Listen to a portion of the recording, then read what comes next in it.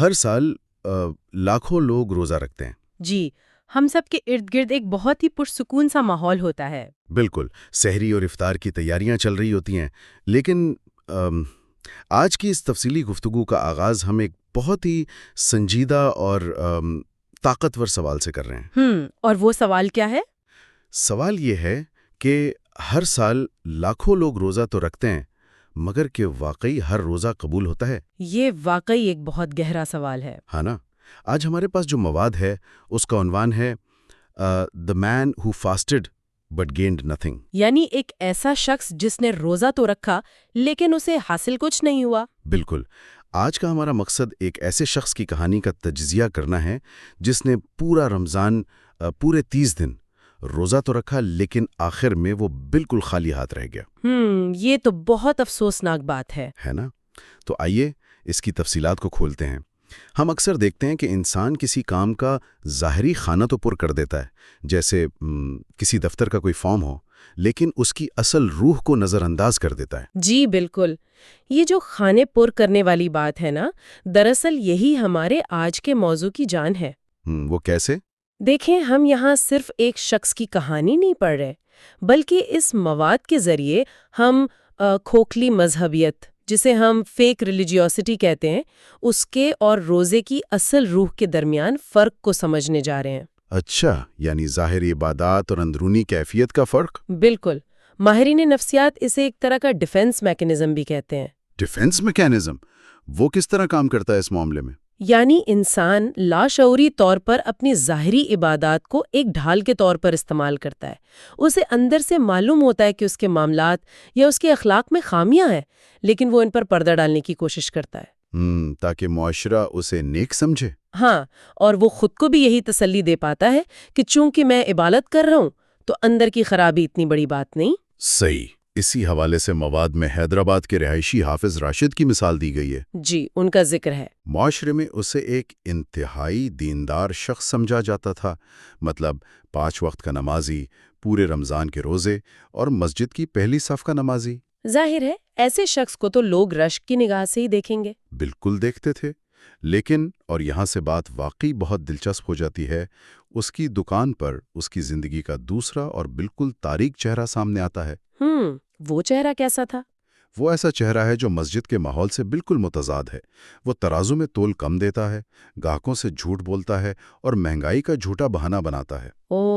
یہ تو سیدھا سیدھا دھوکہ ہے۔ ہاں، اور اس سے بھی بڑھ کر شام کو جب وہ افطار پر بیٹھتا ہے نا، تو رشتہ داروں کی برائیاں، غیبت اور دوسروں کی بے عزتی کرتا ہے۔ یعنی زبان کا کوئی روزہ نہیں تھا۔ بالکل نہیں۔ وہ دل میں کہتا تھا روزہ رکھ لیا ہے، اب اللہ خوش ہے۔ اس دوہری زندگی کو ہم نفسیاتی طور پر کیسے سمجھ سکتے ہیں؟ اسے نفسیات کی زبان میں ہم مورل لائسنسنگ کہتے ہیں۔ مورل لائسنسنگ مطلب اخلاقی جواز؟ جی ہاں، انسان کا ذہن بڑا عجیب کام کرتا ہے۔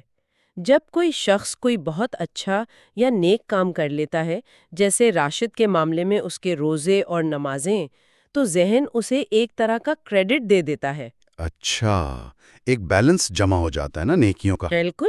اب اس بیلنس کی بنیاد پر وہ اپنے ضمیر کو یہ جواز فراہم کرتا ہے کہ اگر وہ دکان پر تھوڑی سی ڈنڈی مار لے گا یا کچھ جھوٹ بول لے گا تو اس کی وہ بڑی نیکیاں اس چھوٹے گناہ کو چھپا لیں گی۔ وہ اپنی اخلاقیات کو خانوں میں بانٹ لیتا ہے۔ ہاں، مسجد کی اخلاقیات الگ اور بازار کی اخلاقیات الگ۔ یہ ایک بہت ہی خطرناک قسم کی نفسیاتی خود فریبی ہے۔ واقعی، عبادت کا بنیادی مقصد تو انسان کے اخلاق کو سنوارنا ہوتا ہے نا؟ بالکل، ہمدردی اور احساس پیدا کرنا ہوتا ہے۔ جب انسان کا ضمیر اسے ملامت کرتا ہے تو وہ اپنی کسی ایک رسم کو بہت بڑا بنا کر اپنے ضمیر کو خاموش کر دیتا ہے۔ راشد بھی یہی سمجھ رہا تھا کہ دن بھر بھوکا رہ کر اس نے بڑی قربانی دے دی ہے۔ جی، اور اب اسے دکان پر جو چاہے کرنے کی کھلی چھوٹ مل گئی ہے، لیکن وہ یہ بھول گیا کہ اخلاقیات کا کوئی سوئچ نہیں ہوتا جسے آپ دکان پر جا کر بند کر دیں۔ جس روزے نے زبان کو غیبت سے نہیں روکا، اس نے اندر کوئی تبدیلی نہیں کی۔ بالکل صحیح کہا آپ نے۔ اس رویے کی جو سنگینی ہے وہ کہانی کے دوسرے حصے میں ایک بہت ہی دردناک واقعہ کی صورت میں سامنے آتی ہے۔ جی، وہ غریب بزرگ والا واقعہ۔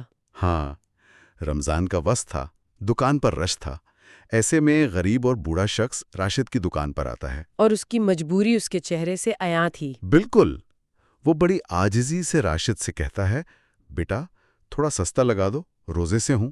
یہ جملہ تو کسی کا بھی دل پگھلا دے۔ ہے نا؟ لیکن راشد نے کیا کیا؟ اس نے فوراً قسم کھا کر ایک سفید جھوٹ بولا۔ ہو قسم بھی کھا لی؟ ہاں، اس نے کہا قسم سے مجھے تو خود نقصان ہو رہا ہے، جبکہ حقیقت یہ تھی کہ وہ اس چیز پر پہلے ہی 3 گنا منافع کما رہا تھا۔ یہاں جو چیز سب سے زیادہ حیران کن ہے وہ یہ ہے کہ منافع کی ہوس انسان کو کس طرح مکمل طور پر اندھا کر دیتی ہے۔ بالکل بلائنڈ کر دیتی ہے۔ جب انسان مادی لالچ میں ڈوب جاتا ہے تو اس کے سامنے کھڑا دوسرا انسان اسے انسان نہیں بلکہ صرف منافع کمانے کا ذریعہ نظر آتا ہے۔ صحیح، اور راشد خود بھی تو روزے سے تھا نا؟ یہی تو بات ہے، اسے علم ہونا چاہیے کہ بھوک کی حالت میں انسان کتنا کمزور محسوس کرتا ہے۔ ایک غریب بزرگ سامنے کھڑا ہے لیکن چند روپوں کا لالچ اس کی آنکھوں پر ایسی پٹی باندھ دیتا ہے کہ اسے جھوٹ کی سنگینی کا احساس تک نہیں ہوتا۔ اس کا مورل کمپس بالکل خراب ہو چکا تھا، اور وہ بزرگ تو چپ چاپ وہاں سے چلے گئے۔ ان کے پاس اور کوئی چارہ بھی تو نہیں تھا۔ لیکن اس کہانی کا ایک اور پہلو دیکھیں۔ شام کو افطار کے وقت راشد اپنے دسترخوان پر بیٹھا ہنس رہا تھا۔ اپنے منافع پر خوش ہو رہا ہوگا۔ بالکل، کہہ لگا رہا تھا، اسے اندازہ ہی نہیں تھا کہ اس کی روح اندر سے رو رہی ہے۔ یہ وہی کوگنیٹو ڈیسوننس ہے جس کا ذکر ہم کر رہے تھے۔ انسان اپنے عمل کو صحیح ثابت کرنے میں بڑا ماہر ہوتا ہے۔ ہاں، وہ اس منافع کو اپنی کامیابی سمجھ رہا تھا۔ وہ اپنی بھوک مٹانے میں اتنا مگن تھا کہ اسے محسوس ہی نہیں ہوا کہ اس کی روحانی بھوک اسے کھا رہی ہے۔ ایسے میں انسان کو ایک بہت بڑے جھٹکے کی ضرورت ہوتی ہے تاکہ وہ جاگ سکے۔ اور وہ جھٹکا آتا ہے مواد کے تیسرے حصے میں، یعنی اس کہانی کا کلائمیکس۔ وہ خواب جو اس نے دیکھا؟ جی بالکل، اس رات راشد نے ایک انتہائی خوفناک خواب دیکھا جس نے اس کی دنیا ہلا دی۔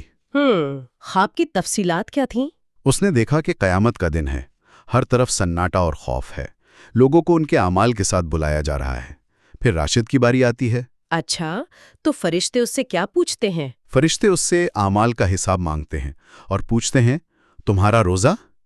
راشد، جو دنیا میں اپنے روزوں پر بڑا فخر کرتا تھا، وہ خواب میں بھی اسی غرور سے کہتا ہے، 30 روزے۔ وہ سمجھ رہا تھا کہ یہ 30 روزے اس کی ہر غلطی کو دھو دیں گے۔ ہاں، وہ یہی سمجھ رہا تھا، مگر پھر ڈرامائی انداز میں منظر بدلتا ہے۔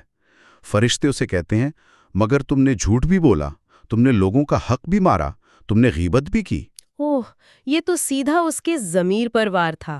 بالکل، اور پھر اس کا وہ روزہ اس کے منہ پر دے مارا جاتا ہے۔ بہت سخت تنبیہ تھی۔ ہاں، راشد چیختا ہے، یا اللہ، میں نے روزہ رکھا تھا۔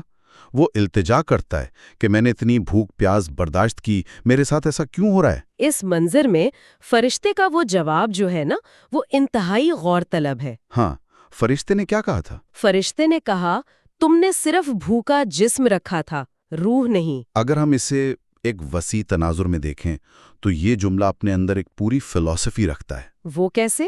ذرا اس پر روشنی ڈالیں۔ دیکھیں، ہمارے ہاں حقوق العباد یعنی لوگوں کے حقوق کی بہت زیادہ اہمیت ہے۔ جب آپ کسی غریب کا حق مارتے ہیں، ناپ تول میں کمی کرتے ہیں، تو آپ کی بڑی عبادات بھی بے معنی ہو جاتی ہیں۔ یعنی وہ خواب کوئی مافوق الفطرت چیز نہیں تھی؟ نہیں، وہ دراصل راشد کے لاشعور کی آواز تھی۔ وہ ضمیر جو دکان پر اس بزرگ کو دیکھ کر نہیں جاگا تھا، وہ نیند میں ایک خوفناک شکل اختیار کر کے سامنے آ گیا۔ بالکل صحیح کہا آپ نے۔ اس خواب کی شدت کا اندازہ اس بات سے لگائیں کہ جاگنے کے بعد راشد پسینے میں بھیگا ہوا تھا اور کانپ رہا تھا۔ یہ ایک سچا احساس جرم تھا۔ ہاں، اور اگلی صبح کا منظر جو چوتھے حصے میں ہے، وہ بتاتا ہے کہ جب ضمیر جاگتا ہے تو کیا ہوتا ہے۔ راشد نے کوئی عملی قدم اٹھایا؟ جی، جب وہ دکان پر پہنچا تو اس نے سب سے پہلا کام یہ کیا کہ ایک نیا اور بڑا بورڈ لگایا۔ اس پر لکھا تھا، آج سے پورا تول دیا جائے گا، جھوٹ مکمل بند، اور غریبوں کے لیے 20% ڈسکاؤنٹ۔ واہ، 20% ڈسکاؤنٹ! یہ تو ایک بہت بڑی تبدیلی تھی۔ لوگ بھی حیران تھے کہ راتوں رات اس شخص کو کیا ہو گیا ہے۔ یہ اس بات کا ثبوت ہے کہ حقیقی گلٹ انسان کو عملی اقدامات کی طرف لے جاتا ہے۔ بالکل، صرف تسبیح پڑھنے سے اس غریب کا حق واپس نہیں آ سکتا تھا۔ بالکل، اس کے لیے اسے اپنا کاروباری ماڈل اور لالچ بدلنا تھا۔ اور یہ بورڈ لگانا اس کے اندرونی انقلاب کا اعلان تھا۔ بات صرف دکان تک نہیں رکی۔ اسی شام افطار کی محفل میں جہاں عموماً غیبتیں شروع ہو جاتی تھیں، راشد نے سختی سے سب کو روکا۔ اس نے کیا کہا؟ اس نے ایک ایسا جملہ کہا جس نے محفل میں خاموشی چھا دی۔ اس نے کہا، روزہ صرف پیٹ کا نہیں ہوتا، زبان کا بھی ہوتا ہے۔ زبردست! یہ اس کی روحانی بلوغت کی طرف اشارہ ہے۔ جی، اور مواد بتاتا ہے کہ آخری عشرے تک اس نے ضرورت مندوں کے قرض معاف کیے، غریبوں کو راشن دیا اور سچ بولنے کی عادت اپنائی۔ اگر ہم اس سب کو ایک بڑی تصویر سے جوڑیں تو یہی وہ اعمال تھے جنہوں نے اسے وہ حقیقی سکون بخشا جو اسے سالوں کی کھوکھلی عبادات سے نہیں ملا تھا۔ بالکل، دلی سکون تبھی ملتا ہے جب ظاہر اور باطن ایک ہو جائے۔ ہاں، اگر کوئی شخص دن بھر بھوکا رہے لیکن اس کے ہاتھ اور زبان سے دوسرے محفوظ نہ ہوں تو کوئی فائدہ نہیں۔ تو اس سب کا مطلب کیا ہے؟ مطلب یہی ہے کہ اصل روزہ وہ ہے جو رویے میں واضح تبدیلی لائے، انصاف اور سچائی کو پروان چڑھائے۔ بالکل، اس سارے مواد کا بنیادی سبق یہ ہے کہ روزہ محض ایک وقت سے دوسرے وقت تک بھوکا رہنے کا نام قطعی نہیں ہے۔ جی، یہ انسان کے اندرونی بدلاؤ کا نام ہے۔ اگر کسی کا روزہ زبان کی کڑواہٹ کم نہیں کر سکا اور لین دین میں انصاف نہیں پیدا کر سکا تو اسے سوائے فاقہ کشی کے کچھ حاصل نہیں ہوتا۔ یہ بات بہت سنجیدگی سے تسلیم کرنی چاہیے کہ بنانے والے کو انسان کی بھوک پیاس کی کوئی ضرورت نہیں ہے۔ اسے جو چیز مطلوب ہے وہ سچائی اور نیت کا خلوص ہے۔ بالکل درست۔ اس تفصیلی گفتگو کو سمیٹتے ہوئے آج ہم سننے والوں کے لیے ایک نیا اور فکر انگیز پہلو چھوڑنا چاہتے ہیں۔ وہ پہلو کیا ہے؟ راشد کی کہانی تو ہم نے سن لی، لیکن اگر ہم آج کے دور اور سوشل میڈیا پر نظر ڈالیں تو صورتحال مزید پیچیدہ ہے۔ لوگ افطار کے شاندار دسترخوانوں کی تصویریں کھینچ کر سوشل میڈیا پر لگاتے ہیں، دکھاوے کے لیے۔ ہاں، لیکن کیا ہم سوچتے ہیں کہ اس دسترخوان پر موجود رزق کیا ایمانداری سے آیا ہے؟ کیا ان تصاویر کے پیچھے دکھاوا تو نہیں، جبکہ محلے میں کوئی غریب بھوکا سو رہا ہو؟ یہ دور حاضر کا ایک بہت بڑا المیہ ہے۔ بالکل، یہ سوچنے پر مجبور کرتا ہے کہ روزمرہ کی زندگی میں ایسے اور کون سے فرائض ہیں جنہیں ہم محض ایک عادت یا دکھاوے کے طور پر نبھا رہے ہیں اور ان کی اصل روح پیچھے چھوڑ دی ہے۔ جب تک ہم اس دکھاوے کی ثقافت سے باہر نہیں نکلیں گے، ہم اس کھوکھلے پن سے نجات حاصل نہیں کر سکتے۔ اسی سوچ کے ساتھ ہم آج کی اس نشست کا اختتام کرتے ہیں۔ فراہم کردہ مواد میں یہ پیغام بھی دیا گیا ہے کہ اگر حقائق پر مبنی یہ گفتگو دل پر اثر کر گئی ہو تو اسے وہیں تک محدود نہ رکھیں۔ جی، اسے اپنے حلقہ احباب میں آگے بڑھایا جائے اور شیئر کیا جائے۔ ہو سکتا ہے اس گفتگو کو سننے سے کسی کا روزہ محض ایک رسم بننے سے بچ جائے۔ اپنا خیال رکھیے گا اور اس پہلو پر غور ضرور کیجیے گا۔